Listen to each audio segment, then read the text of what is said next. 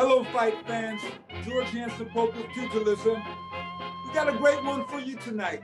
We have with us the man, the myth, the legend himself, King off the Hill, Marshall Kauffman, the king of King's Promotions. How you doing, Marshall? Good. How you guys doing? Now we're doing well, man. I mean, lot has been happening since COVID, but yet King's Promotions still moving ahead.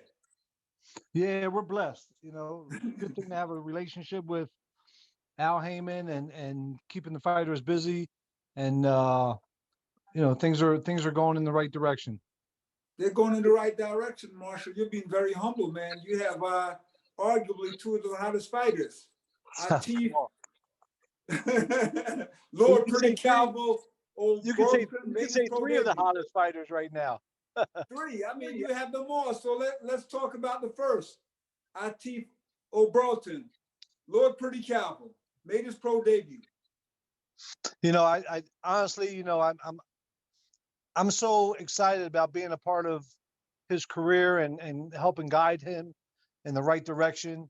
Uh, he's just such a great individual, man. Like really, I mean, outside of boxing, because for me, George, a lot of times that's what it's about. It's not. I mean, let's be honest. It's about your boxing skills. But Mm-hmm. when you have great boxing skills as he does, but also has a great personality to go along with it, it's a total package, Mm-hmm. And I think that's what he has. He has a great personality. Plus, he has great boxing skills, and he's going to learn to sit down on his punches even more. And we're going to see the development of a future world champion. Um, you don't have to convince me, Marshall. I've already penciled him in. It's not will he win a championship, it's when. When exactly? And I know you've been following him a lot longer than I have.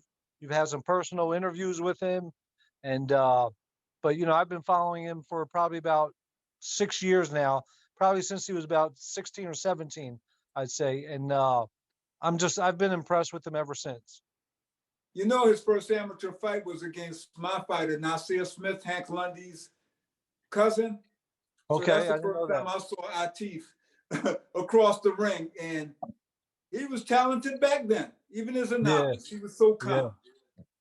No, like I said, I think in his fight in the first round, he came out a little excited. Uh, I mean, who's not going to be excited on TV for the first time? Uh, his first time getting into the pro ranks and being able to do such a thing. But I think once he learns to settle down and slow the pace down a little bit, he'll be able to see so much more. He'll be able to start picking these guys apart even more. I mean, and he's done that in that fight. But as the level of competition steps up, we're going to see a much better Atif, and I'm sure Sharon's going to do a great job with that Mhm. as well. Yep. And let's talk about your heavyweight. I mean, from what I've heard, I've been reading that too much coffee is bad for your health. Man, not in my opinion, it's not. I think the world wants more of some more coffee right now. You know, Michael Coffey upset Dermani Rock, who we had penciled in as a future heavyweight champ. well, I think the difference in that fight was that Coffee was a man, a real man in the fight, and he showed his man strength. He showed his composure. He showed the fact that he takes this business very serious, and I think that made the difference. Look, Dermani, I was nervous going into the fight. I wouldn't lie. Dermani had a huge amateur background. He was 17-0, and all the guys they put in front of him, he did what he was supposed to do by beating them. So I was nervous going into the fight. A lot of people downplayed it and took credit away from Coffee, saying that Darmani Rock wasn't in shape. I don't believe that. I just think that if you followed the career of Darmani Rock, Mm-hmm. you'll see that he was always heavier. He was 280. He was as heavy as 280 already, and Mm-hmm. down to maybe 255, 260. So I wouldn't say he was out of shape. It's just that, unfortunately, society looks at people, how their body looks, and they go, oh, they're out of shape. Well, look at Andy Ruiz, you know. Mm-hmm. Look at my own son, Travis Kaufman, Mm-hmm. So it's not a beauty contest. It's about having the best ability you can. And we know that. Look, everybody wants you want to look right as well, but unfortunately, that wasn't in Darmani's uh, that wasn't in his mo to look well. His mo was to be in shape and have quick hands and be able to box. Unfortunately, he faced a real monster in there on Saturday night, and Mike Coffey, and Coffey showed that he's a true player in the heavyweight division with only 12 fights. And I got to give Coffee credit because the start of the second round, the Monty Rock came out and pinned him to the ropes. Correct. Had him up against the ropes, and people are looking at it. Let's see what kind of coffee we have. Yep. Is it decaf or is it regular? I think it was high test. You know, But it great was a performance by espresso Coffee. with that. Great performance by Coffee. Yes, yes, it was. And then, of course, the week before that, we had Raisa Lean. You know, Oh man, and now that kid has a. How can I put it? He reminds me of a small Bud Crawford. Just a mean dude. yeah, that he is, and he has a great boxing IQ. He Mm-hmm. can punch, and what people fail to realize, when you're fighting, let me say C-level opponents Mm-hmm. or even B-level opponents, and you're knocking them out or you're not knocking them out. When you step up in competition, you would never think that they would knock those guys out. Well, it's the opposite with him. He stepped Mm-hmm. up in competition and he scored 7 knockouts in a row. So you got to give the kid credit. He's the real deal, and in my opinion, he's the best 122 pounder in the world. I know there's some people that would say different, and I know there's some other ones, and I think him and Stephen Fulton, in my opinion, they're the best two that there are out there at 122. Uh, Mm-hmm. and hopefully that's a fight that we can make down the road uh, and make something happen. But I think they both need to get paid for sure. I tell you, 122 is a hot division. 122 is like the 147. Yeah. Al Heyman told me back in August. He said that he said it out of his own mouth that the 122-pound division is going to be like the 147-pound division. It's Mm-hmm. hot. It really is. And then you see the same thing happening in the 168-pound division that You're PBC right. has. With Plant, with Benavides. So it's exciting to see how boxing is continuing to uh, stay excited. It's an exciting sport for those who really love it, you know, and uh, Mm-hmm. and to see what the scope of boxing is doing, and thanks to, like I said, what Al's doing, uh, and so you gotta love it and respect it as well. Well, put it this way, man. It's exciting. A lot of great fighters. I just want to see all of them fight each other. All the champions unify. All the top prospects get their opportunity. That's right. Hey, look, we talked about that 122-pound division. Look at what the 147-pound division was like, and it's still hot. I mean, when you still got Danny Garcia, who's still a player in that division, you got Boots, who's an up and coming, and to me, Boots reminds me of a Bud Crawford.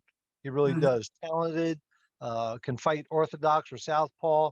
I just want to see how he responds when he fights up uh, to the next level. And I think they're trying to make a fight with him and Sergey Lipinets. Not sure Yes. whether it's done yet or not, but those are great fights for him. And he has a guy behind him in Cameron Duncan who's been around the game for a long time and knows the sport as well. But the 47-pound division is hot. Like I said, with Danny Garcia, with Boots, with Earl Spence, with uh, can't count Porter out and Thurman and Pacquiao. It's Got exciting. Ugas. And Ugas, yes. And you see the 122-pound division the same way. But the fight I want to see is Errol Spence versus Boots. I would love to see that. Because I believe Boots will beat Spence. Okay, hey, I can't disagree with your viewpoint on that, but I'm a big Earl Spence fan, and the reason I'm a big being Errol that Spence fan. I love Errol Spence, but I just don't like the fact that Errol Spence sits back and go A side, B side. I don't have time for that nonsense. Right, right. No, I agree with you. I agree. You know, hey, look, Boots is going to get his opportunity. He's Hmm. going to get his chance. I think the biggest thing holding him back right now uh, is the people that he's associated with. You know, because in order to uh, be a player with the Earls, with Earl Spence and with Ugas and those guys, you have to be with Al Heyman. And that's part of boxing for us, the fans.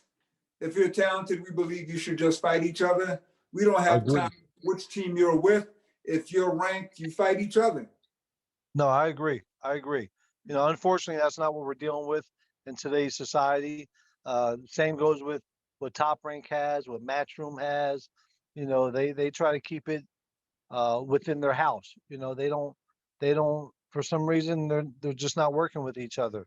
I think that it will come around to that because when you got guys like Bud Crawford and Boots who are on the opposite end of things, let's face it, they all, you know, the best 47 pounders are the ones that Al has, so they have to collaborate. They have to collaborate and make something happen. You know, I think it's going to happen. It's just a matter of time. And one thing I loved in the 80s, the 70s, 80s, 90s with Don King, he made sure we had the best fights. 100%. Don Don made definitely put sure on. only Yep, in America. yep, no. And Don had those fighters, you know. But Don, even though him and Bob Arum fought a lot and disagreed on a lot of things, but they worked together. They made things happen. And I want to see the same thing because I want to see Spence fight Crawford. I want to see Yeah, Boots fight all those guys. I just want to see those fights. yeah. No, I agree. Yeah, like I said, I think Boots is going to get his opportunity, and it's going to come. And you talk. I mean, he's very, very talented.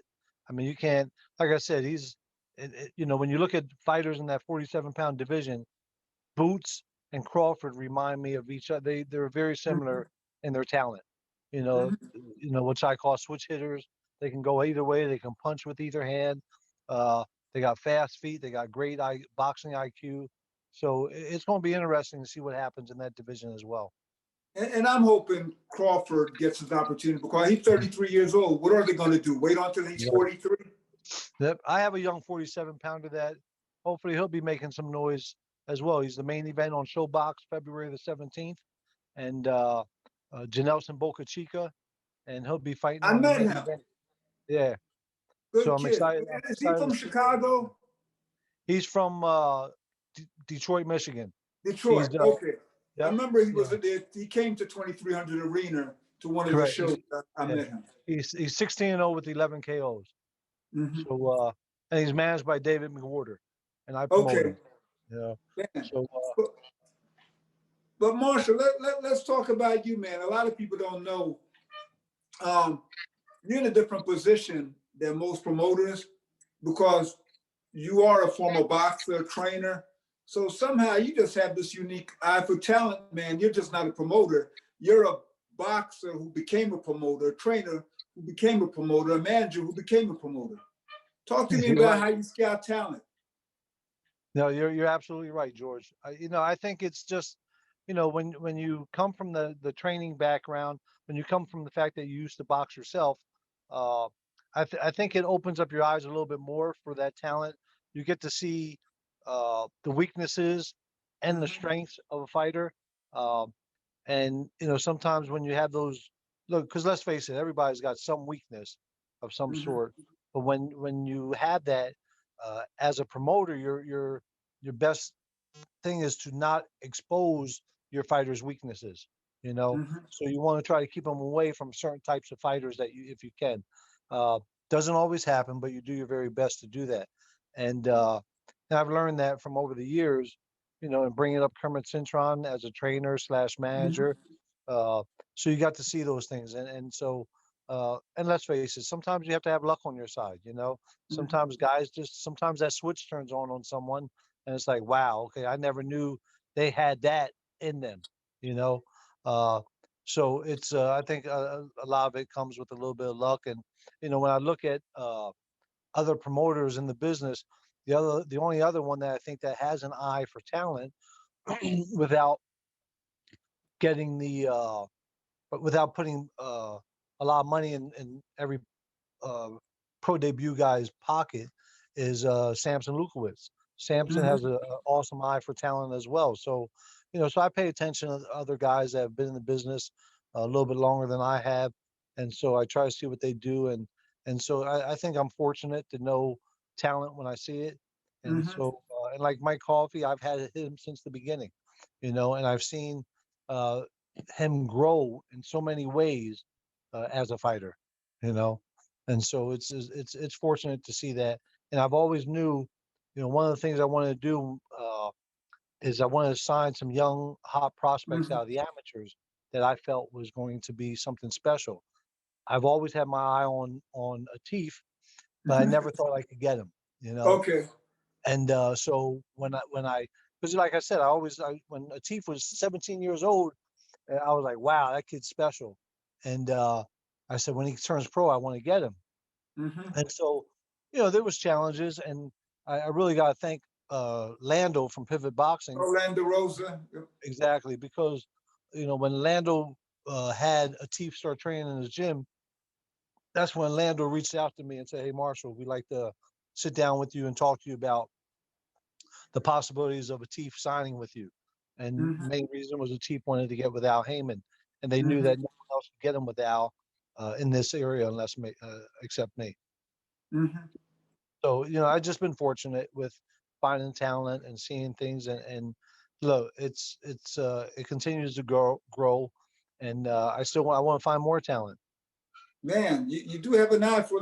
Let's talk about one of my favorite heavyweights, my Tom Kauffman.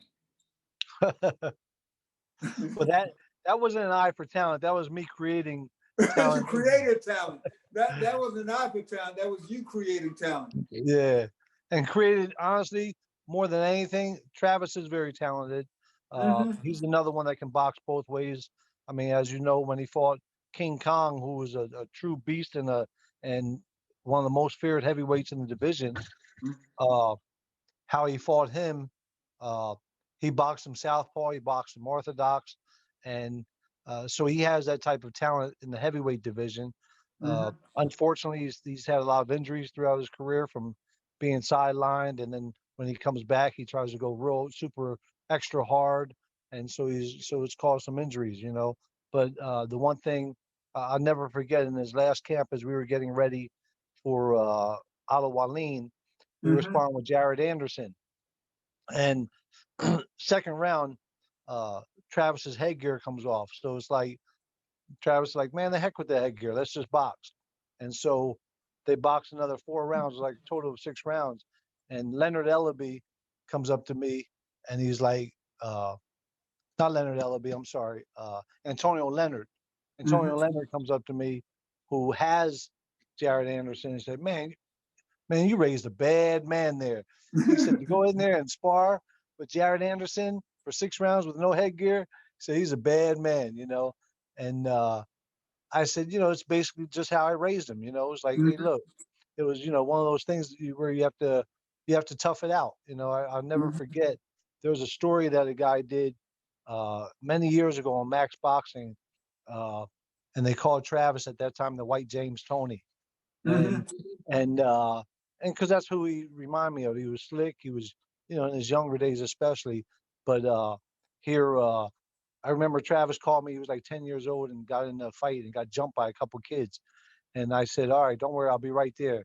So I go home, and he probably thought I was coming over there to protect him. Instead, I said, all right, come on, you're gonna fight each one by one. You know? So it was that mental toughness that I had to create in him, and it worked out. And so he's not done. He's going to give it another 2 years after his shoulder heals, and make a run for it, and try to see what he can do. Uh, and some fighters get to a point, though, George, in their career, that you have to realize, is the world championship at your fingertips anymore, or is it the money and the Hmm. ability to make money and take care of your family at your fingertips? And I think that's what it is. Uh, I think Travis still has the ability to make a lot of money, and he still can go in there and fight the best in the heavyweight division. Hmm. And so that's what I think we're going to do for the next 2 years, and go from there. Now it'll be good seeing him back in the squared circle. Yeah, no, I agree. What do you think of the heavyweight division, Marshall? Now that you have some coffee, you have Mr. Coffee in the heavyweight division. What are your Well, thoughts? I think Mike is man enough that he can he can handle his own with any of the heavyweights right now. Hmm. I think styles make fights. I think our toughest fight out there in the heavyweight division would be two guys. One would be Andy Ruiz because of styles, and another Hmm. guy would be what's the kid's name? The Cuban kid, Frank Sanchez, Oh, uh, Frank. Okay. because of moving so much, because of his movement. But those are the two that I worry about. Everybody else, I'm not worried about. I think Mike can handle himself with any of those guys. He's a big man, 6'5". What is he? 260, 6'5", 270. 270, and he's solid. He's a solid 270. Oh yeah, without a doubt. You know, very marketable fighter. A veteran. He has a very interesting story. Yeah, no, especially he served uh, in Afghanistan, and he was another story that people don't realize. He was an orphan in Yeah. New York as he was growing up, and bounced around, and he had every excuse, if you want to give him an excuse, to do bad, you know, Hmm. and but he made the best of every opportunity, and I think Hmm. that really speaks volume. And they look at him and go, oh wow, he's older, he's 34 years old, but he had a late start in boxing. I mean, he has no wear and tear on his body. He's only had 5 amateur fights, and now he's had 12 pro fights, and he's going to be rated in the top 15 in the world. So I think it's impressive, and I think like I said, I think he beats guys like Charles Martin. He beats Hmm. guys like Gerald Washington, and the bigger plotting type guys. Uh, it's the guys like Andy Ruiz uh, Frank Sanchez. and Frank Sanchez that move a lot on him, that could give him some trouble until he learns how to adapt and make those adjustments. Hmm. Now, Marsha, how were you able to discover him? A guy actually, because I was so busy and doing so many shows, George, a guy from New York by the name of Corey uh, brought him down to me and to meet Okay. with me and said he wanted to turn pro. And so we sat down, we had a meeting. This is when my nephew Desmond was around. Uh, Hmm. and we sat down and we had a meeting and talked about it. And then we turned him pro, and we said it was going to be hard because of limited amateur experience. But, I moved him along, and uh, the heavyweight business was it's not something you can just give a guy 10 fights in a year.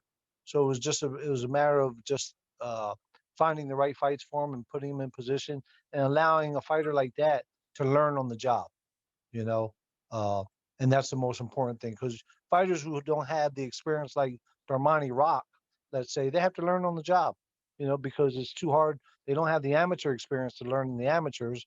So it's Hmm. the best way they can learn is by learning on the job. Man, I think you've done an amazing job in his development. Seeing him from fight to fight, it's just looking at him now. Kudos to you and the trainer. No, They've done thank an you. I amazing appreciate it. job Yeah, and the trainer developing that him. he has now has done an amazing job.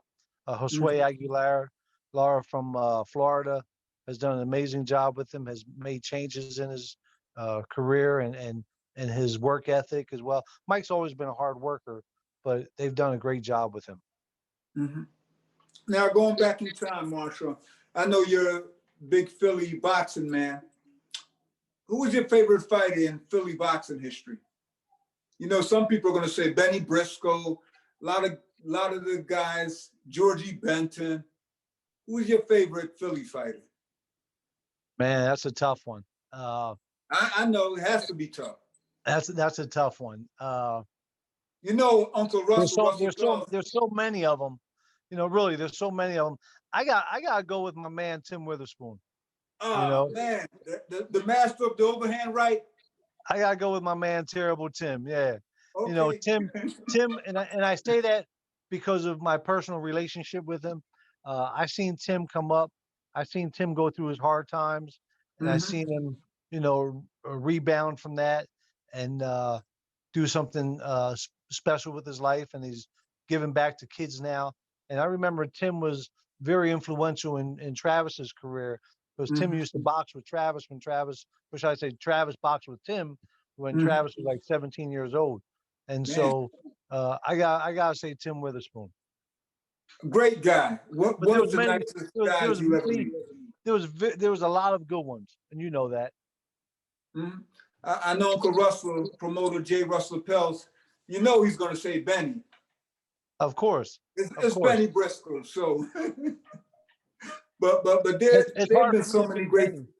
Mhm. It's It's hard for Benny me to Briscoe. pick Benny Briscoe. Yes, yes. Now, who's your favorite fighter of all time? Hagler. You know, ah man, Marvelous Marvin. You know Tommy Hearns. That's my fighter. Oh But yeah, Marvin Hagler. Man, what Hagler you and loved about Hagler? Hagler, Hagler and Sugar Ray. Okay, what you loved about Hagler? His aggressiveness, his mean streak, his mental toughness, the fact that he could box southpaw or orthodox, Yes. and he was, to me, he was special, man. He was a true fighter at heart, you know, and that's what I loved about him the most. Uh, and with Sugar Ray, it was more about his smarts and his ring generalship and his hand speed, and that came in his hand-eye coordination. That all came from the amateurs, you know. Hmm. So when those two fought each other, it was a bittersweet moment for me, you know, because I really, I hated to see Sugar Ray beat Hagler, and I hated to see Hagler lose to Sugar Ray. You know, it was just, it was a tough time. I was hoping the fight ended in a draw. You know, I love Hagler, one of my favorites, but I love the quotes by Hagler because somebody asked him what's the difference between a street fight and a boxing match with him in it. He said the only difference is in a boxing match, there's a referee to stop me from killing you. You have to love it. That's the type of attitude he had, you know. That's Hagler's a that, man. no, without a doubt, you know. Now, besides your eye for talent, Marshall, what has been the key to your success? The key to my success, Yes. I guess, you know, staying humble, Mm-hmm. uh, and knowing that whatever's going on today could change tomorrow, you know. Mm-hmm. So, you know, staying humble through it all, and of course giving God all the glory in everything I do. So Mm-hmm.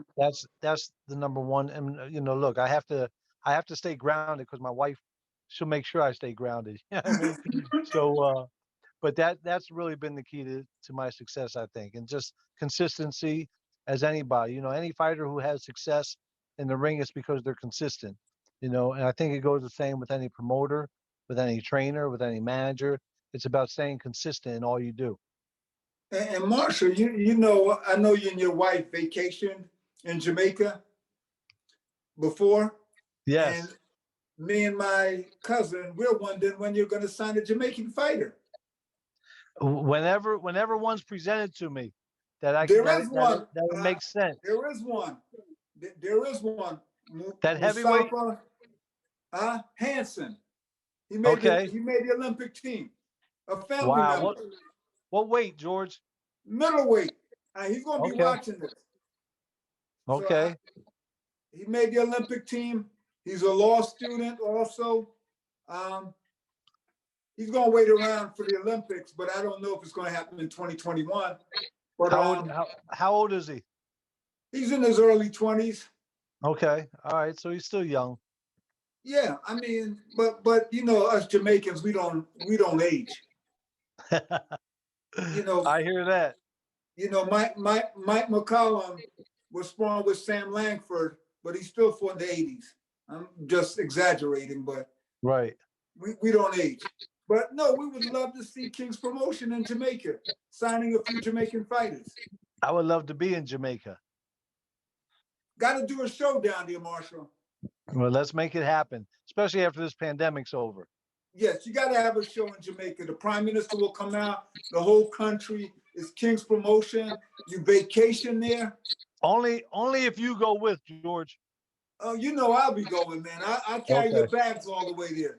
No, you don't have to do that. I like I don't like I carry my own bags, you know. I'm like Hagler in that sense. I, I remember reading the Sports Illustrated about the difference between Hagler and Leonard when they were getting ready to fight. And Hagler was like he carries his own bags yet, and where Leonard has other people carrying his bags for him. So that's I'd rather carry my own bags. you know I would something you definitely want to mentioned. be there. You know something, Marshall, when you talk about Hagler, that's one guy I thought would have been successful in the bare knuckle era. I Oh thought yeah, Hagler would have been successful in any era. I agree. I think even if it was today, he'd still be, world champ. He would be just indestructible.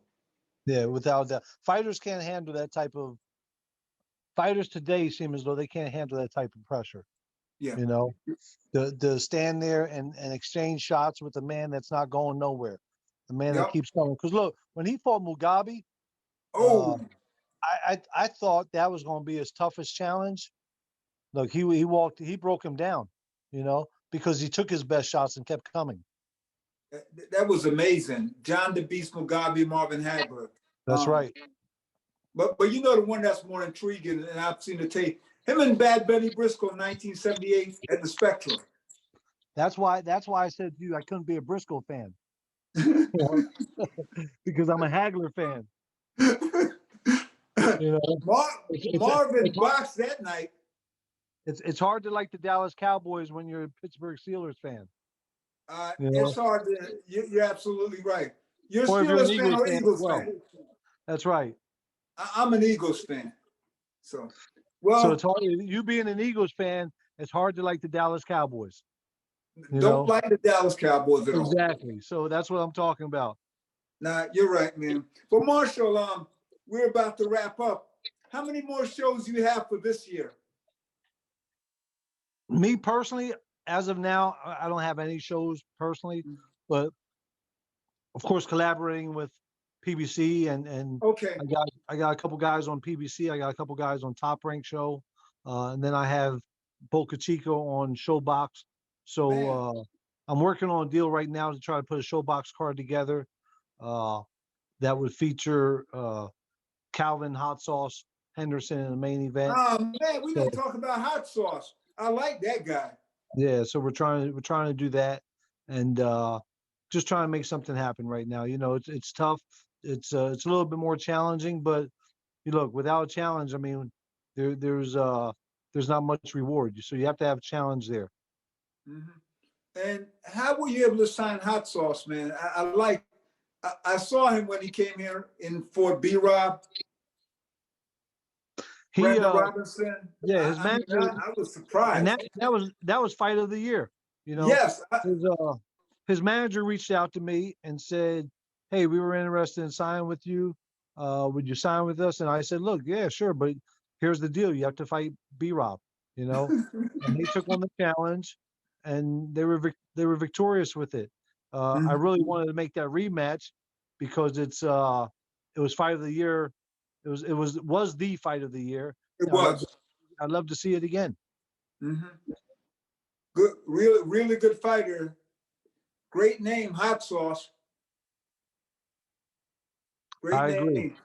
Yeah. Well, Marshall, agree. We're wrapping up, man. Thank you for joining us this afternoon. Great conversation. Continued success for King's Promotions. You have some of the hottest fighters, Akiko Burton, Michael Coffey. The list goes on and on and on. You're having a great time, man, and it's good to see it happen to a former fighter, trainer, manager. You've been in boxing a very long time. Thank you, George. I truly appreciate that, man, from the bottom of my heart. Well, take care. We'll put all your information at the end of the video so fighters know how to reach you. Thank you, George. Once again, Chris, good talking to you. And thanks, guys. Appreciate it. Same here, God Marshall. bless you. All right. Thank you, Marshall. Take care. Yep. Thank you. Bye.